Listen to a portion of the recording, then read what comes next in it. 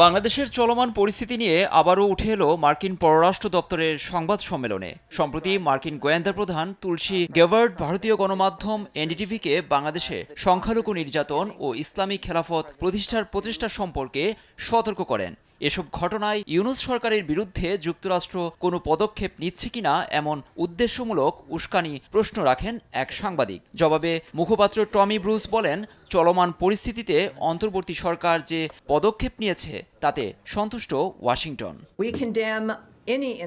আমরা যে কোনো দেশের সংখ্যালঘু সহিংসতার ঘটনার নিন্দা জানাই। এছাড়া বাংলাদেশের জনগণের নিরাপত্তা নিশ্চিতে অন্তর্বর্তীকালীন সরকার যেসব গঠনমূলক পদক্ষেপ নিয়েছে সেগুলোকে আমরা স্বাগত জানাই। সবকিছু পর্যবেক্ষণ করে এখন পর্যন্ত আমরা এটাই দেখেছি।